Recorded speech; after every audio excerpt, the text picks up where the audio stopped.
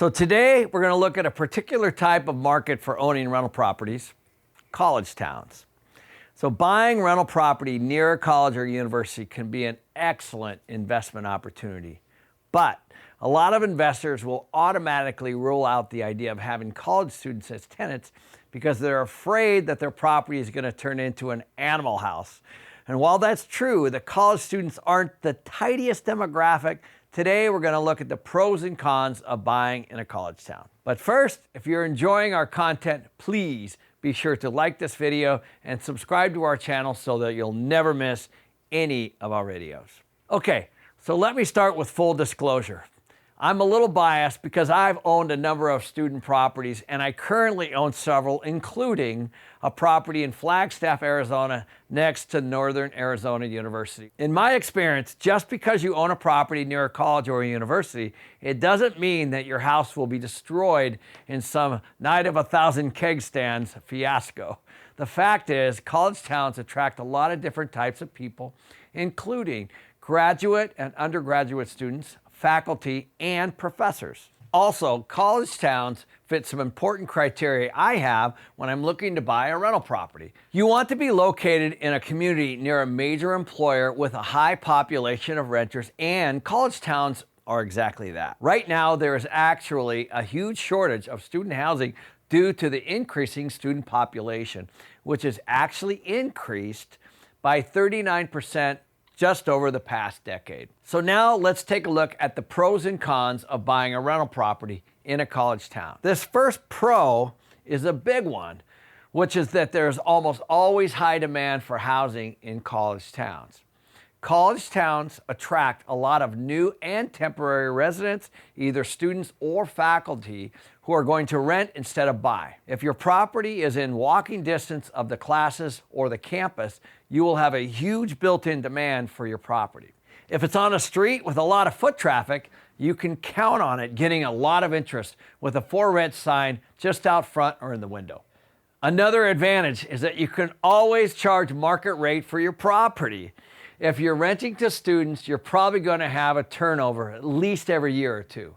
While that has its drawbacks for sure, the good thing is it will allow you to raise your rents to market value each and every time. You're going to be surrounded by other properties that are also keeping up with the rents and market value too, so you won't have a big difference in what you and your neighborhoods are charging because of the frequent turnover. So frequent turnover also means that you won't have to worry about any regulations in your area that limit how much you can increase an existing tenant's rent. Unlike other markets and submarkets, properties near colleges have a very low vacancy rate. Even with high turnover and long summer breaks, vacancy is typically very low. If you have your tenants sign a year-round lease, which we always do, you won't be scrambling to find new tenants in the summer. So those are the pros. Now, here, of course, are the cons. When you own a rental property in a college town, you should expect higher turnover and therefore higher expenses. Your tenants will probably move out every year or two. It's also not unheard of for students to drop out and break their lease, so hang on to all your marketing materials because you never know when you'll suddenly have to advertise your property. The other drawback is that you only have 1 or 2 short windows to rent your property out. Most students line up their housing for the fall right before they leave for the summer. So at the end of the academic year, that is the best time to market to your new renter. Your next best bet is to find tenants when they return at the end of the summer. The next thing you need to be aware of is that this is far from what I would consider passive investing. Some rental properties can be in the set it and forget it category with an occasional issue, but college-age tenants are definitely higher maintenance. For some of them, it's their first time living someplace that isn't a dorm or even out of their childhood home. So they may have more questions and less patience. Last but not definitely least, we need to talk about property damage. It's the main thing that most investors fear.